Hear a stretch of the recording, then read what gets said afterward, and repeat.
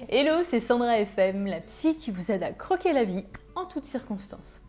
Aujourd'hui, j'aimerais parler d'un sujet qui fâche très souvent dans mes coachings privés. Je travaille énormément avec des personnes qui ont besoin et qui veulent apprendre à respecter leur corps, qui veulent avoir un meilleur rapport à la nourriture et arrêter de manger leurs émotions au quotidien.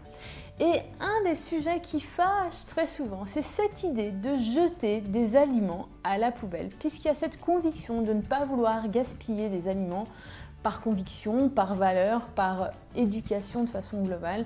Et j'aimerais justement qu'on aborde ce sujet dans cette vidéo d'aujourd'hui, donc je vous dis à tout de suite, juste après le générique. Avant de commencer, et surtout si vous êtes nouveau sur cette chaîne, je vous invite à télécharger gratuitement les bonus qui vous aideront à avoir un meilleur rapport à la nourriture et à mieux gérer votre alimentation face aux émotions. Pour cela, il suffit d'aller juste en dessous dans la description si vous êtes sur YouTube ou juste au-dessus si vous êtes sur Facebook. Cela mettra la vidéo en pause et vous pourrez y revenir à n'importe quel moment pour reprendre le sujet de gâcher ou de gaspillage de l'alimentation pour respecter sa faim. À tout de suite.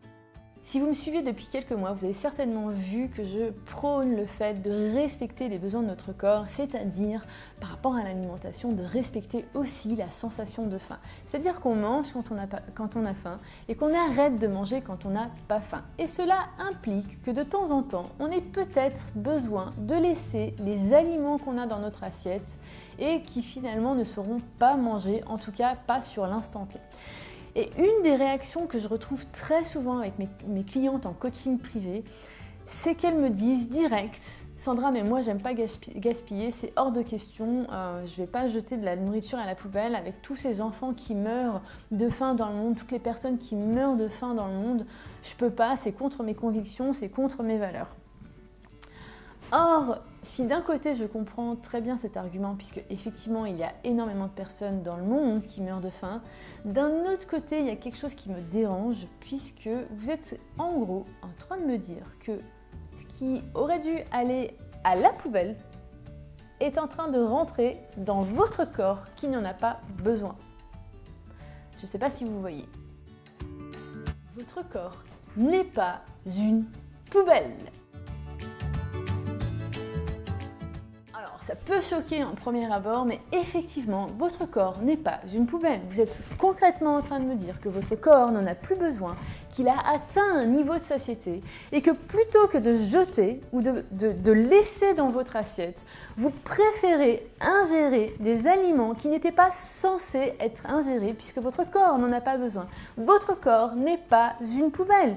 Donc ça, c'est quelque chose d'important à apprendre et à vous rappeler quand vous avez ces aliments, ces foutus aliments dans votre assiette.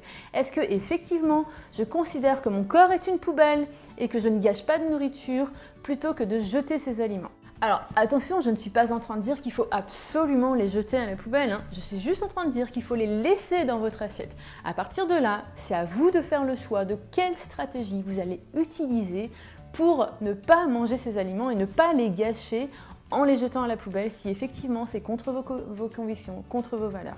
Et vous pouvez forcément penser à de nouvelles stratégies pour ne pas avoir ce sentiment de non-respect par rapport aux personnes qui meurent de faim. Par exemple, est-ce qu'il y a la possibilité de prendre ces restes, de les garder pour un autre moment où vous aurez réellement faim, votre prochain repas? Est-ce qu'il y a la possibilité de congeler ces aliments et de manger dans un prochain repas? Donc il y a forcément des stratégies que vous pouvez utiliser. Vous pouvez peut-être, au long d'une semaine, au long de 2 semaines, apprendre à vous concentrer sur les réels besoins de votre corps. Et une fois que vous avez compris par rapport à votre niveau de faim, quelle quantité vous avez besoin, peut-être apprendre à cuisiner moins pour faire en sorte que vous puissiez manger en accord avec les besoins de votre corps. Donc il y a forcément d'autres stratégies que la poubelle, mais en tout cas, j'espère que cette vidéo va vous sensibiliser par rapport à ça, de vous rappeler que certes, on ne jette pas à la poubelle, mais ça ne veut pas dire non plus qu'on va le mettre dans notre corps, puisque notre corps n'en a pas besoin. Si vous avez aimé le message de cette vidéo, si vous aussi vous croyez que votre corps n'est pas une poubelle ou que peut-être ça vous a fait tilt d'une nouvelle façon de penser, n'hésitez pas à partager cette vidéo parce que c'est grâce à vos partages que je peux amener mon message à plus de monde et qu'on peut aider des personnes à avoir un meilleur rapport à la nourriture, un meilleur rapport face aux émotions pour ne pas combler leur vide intérieur en mangeant. Bref, plein de sujets autour de l'alimentation, du rapport à l'alimentation. En tout cas, merci pour vos partages, merci pour vos likes, pour vos pouces bleus. Je vous dis à très bientôt pour une prochaine vidéo. Bye!